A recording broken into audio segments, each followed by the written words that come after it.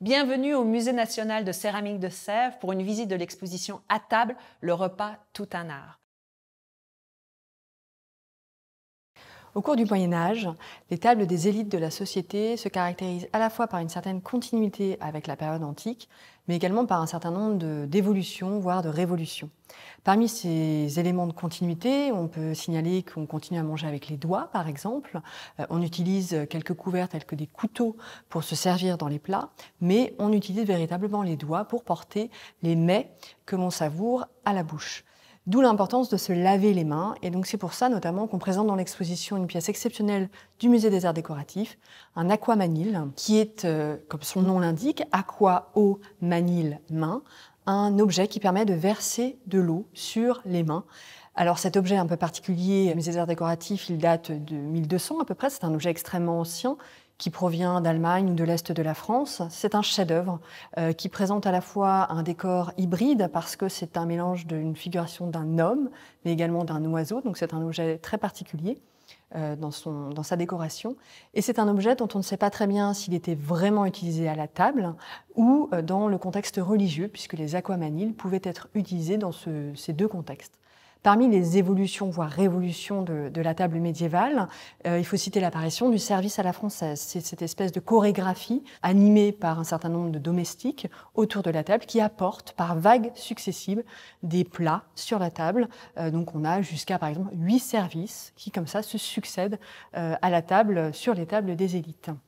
Qu'est-ce qu'on mange au Moyen-Âge et dans quoi est-ce qu'on le mange?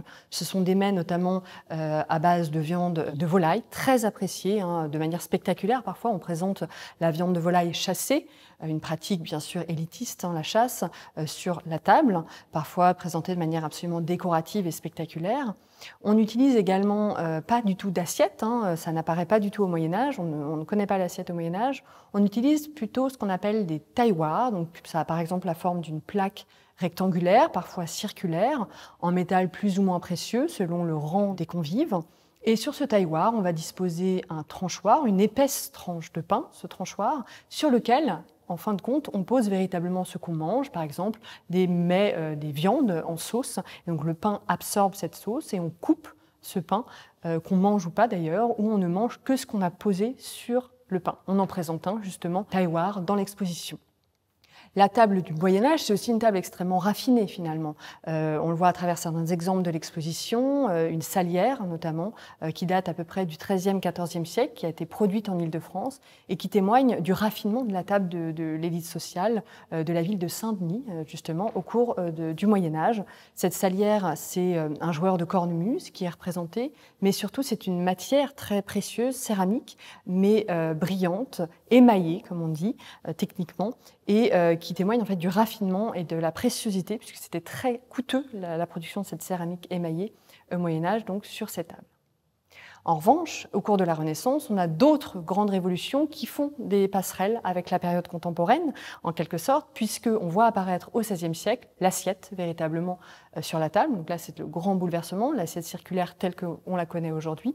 On présente une pièce justement des années 1550 qui est prêtée par le Musée national de la Renaissance à Écouen. Une très rare pièce d'orfèvrerie de cette période-là, qui est un précieux témoignage justement de ces premières assiettes qui apparaissent sur la table de la Renaissance. Autre grande évolution également de cette période du XVIe siècle, à partir du XVIe siècle, c'est l'utilisation de la fourchette comme on l'utilise aujourd'hui, c'est-à-dire pour porter des mets à sa bouche. Parmi ces autres évolutions de cette période, c'est notamment le goût, mais absolument fascinant d'ailleurs pour nous aujourd'hui, du sucre qui est partout, à tous les moments finalement du repas. On peut sucrer la viande, sucrer des légumes. Le sucre n'est pas du tout réservé au dessert tel qu'on le connaît aujourd'hui. Donc c'est un mets qui provient de loin, le sucre, notamment du monde oriental. Et autres mets, je dirais, d'origine exotique qui apparaissent sur la table en France au XVIe siècle, c'est par exemple la viande d'Inde, qui est en fait cette poule d'Inde, en fait, la dinde qu'on consomme encore aujourd'hui et notamment à Noël. Elle arrive d'Amérique et elle est absolument appréciée et adorée par les élites aristocratiques dès le XVIe siècle. On a la chance de montrer dans l'exposition le menu des noces de Marie de Médicis et Henri IV, repas au cours duquel a été consommé notamment des poules d'Inde et qui témoignent justement de l'adaptation de ces mets d'origine lointaine.